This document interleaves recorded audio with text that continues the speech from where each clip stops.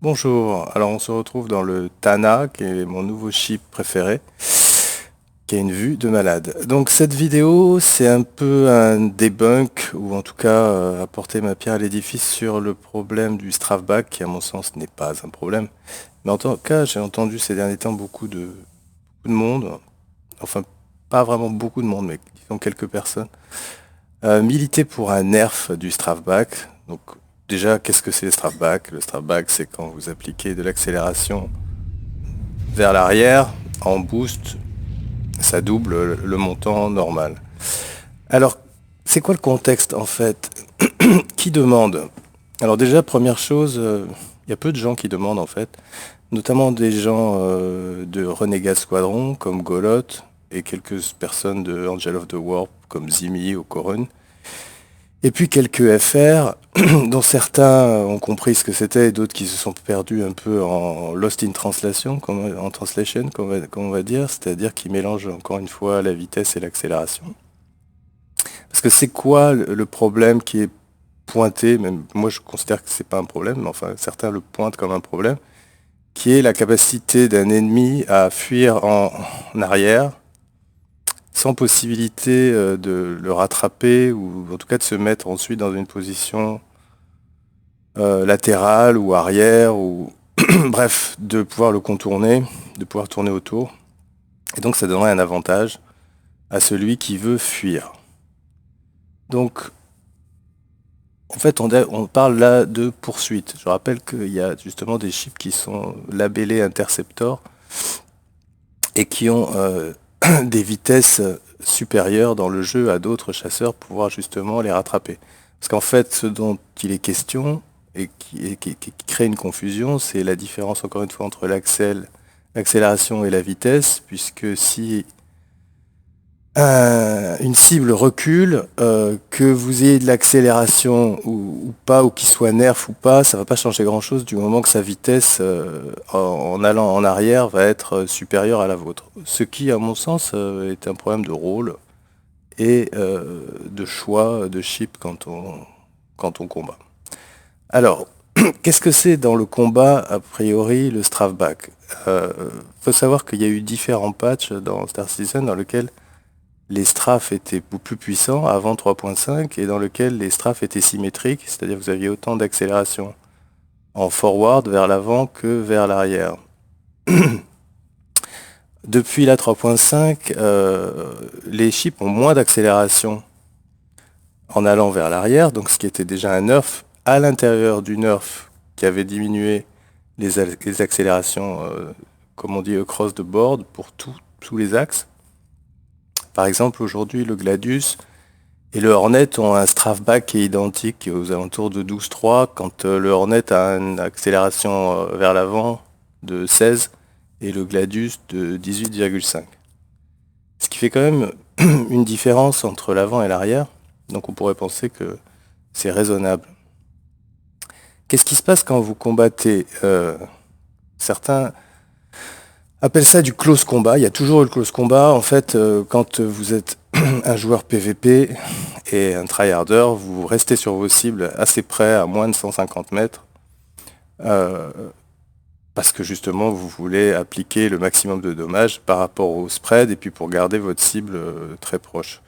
Certains maintenant appellent ça de l'hyper close combat, encore plus près. Moi, quand on est à 50 mètres, je vois pas véritablement ce que ça change. En plus, avec les problèmes de desync, c'est terrible. D'ailleurs, si vous voyez un Gladius devant vous qui vous semble être à une vitesse incroyable et que vous n'arrivez pas à suivre, c'est plutôt de la desync et de la recalculation de position que une habilité à maintenir un strafe très près. Ce qui d'ailleurs est possible, et c'est là où c'est intéressant, que parce qu'il y a un strafe back puissant, puisque le strafe back puissant, il sert à freiner, entre guillemets. Dans l'espace, quand vous voulez ralentir, vous êtes obligé d'appliquer une accélération dans le sens opposé. Si cette accélération est trop faible, vous ralentissez trop lentement. Sur les chasseurs, vous pouvez maintenir une position proche parce que vous relâchez vos inputs, ce qui a pour conséquence de déclencher le strafback. D'accord? Si vous faites plus 0, plus 0, plus 0 sur votre pédale, Le 0 il correspond à une application du strafe back.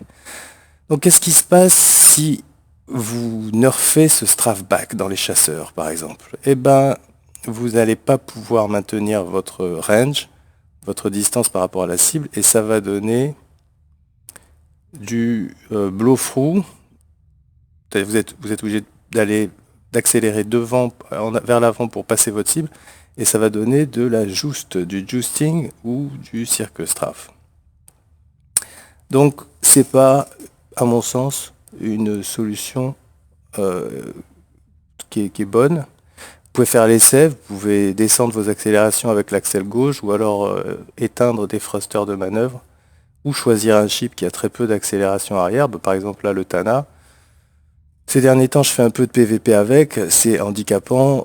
Le plus handicapant, c'est justement parce qu'il a un strafe back qui est très faible, qui est de 6, 5, 5, ouais, en arrière. Donc vous allez avoir du mal à maintenir une cible proche. Après, il y a un deuxième problème, qui est le problème du découplé. Tous ces gentils monsieur qui demandent le nerf du strafe back, ils oublient le problème du découplé. Qu'est-ce qu'on va faire? Puisque là, on parle par exemple de l'arena, c'est très rare qu'une personne soit en forward, découple et se trouve ensuite sur une vélocité arrière, mais avec le nez devant. Mais dans l'univers, dans le PU, ça va arriver très fréquemment. Donc si vous nerfez le strafe back, les gens se mettront de toute façon à aller vers l'avant, découpler, tourner, et vous aurez le même problème. On revient donc à ce problème de vitesse, où il est peut-être plus intéressant de travailler sur la vitesse générale par rapport au trade-off qu'il peut y avoir sur vos boucliers, sur vos armes. Et c'est justement, normalement, sur ça que CIG travaille avec le prochaine patch ou itération sur le high speed combat. Donc avant de demander des nerfs, voyons voir ce qu'ils vont faire. Qu'est-ce que je voulais rajouter? Je ne sais plus. Si je voulais en fait aller à l'essentiel et conclure, il y a aussi le problème du range des armes, c'est-à-dire qu'on pourrait aussi imaginer que les armes aient une capacité à tirer moins loin, à moins de 2000, plus aux alentours de 1000 ou 800. Je pense que ça va faire hurler, mais enfin ce serait une des solutions. Quoi d'autre? Il faut savoir aussi que, pour conclure, que plus on va nerfer les strafes sur tous les axes, et à commencer par le strafe arrière, on va se retrouver de plus en plus vers un système à la ED, ou en tout cas ce qu'on appelle du plane in space, c'est-à-dire que vous profitez pas des 6 degrés de liberté. Moi je trouve ça dommage, parce que si vous voulez profiter d'un jeu plane in space, allez jouer à d'autres jeux tout simplement. Je rappelle d'ailleurs que quand l'accélération était la même sur tous les axes, avant, arrière, etc., dans les patchs précédents, il n'y a jamais eu de plainte à ce sujet. Ce qui nous amène à quelque chose qu'a formulé un très bon joueur qui est là depuis toujours, qui s'appelle Créon, un joueur anglo-saxon, qui a dit il ne s'agit pas de nerfer le strafe back, il s'agit de demander plus d'accélération forward. Ce qui, à mon sens, est une manière beaucoup plus intelligente d'aborder le débat. Et vraiment, je voudrais finir en disant, je trouve complètement paradoxal que des joueurs PVP demandent un nerf sur une des mécaniques qui est essentielle au PVP. C'est un peu comme si un pilote de Formule 1 demandait à ce qu'on réduise la vitesse sur les pistes. C'est totalement absurde. Voilà, c'était mes tout saintes. Vous pouvez, comme d'habitude, hurler, poser des questions ou m'envoyer me faire foutre. Tout me va. Salut.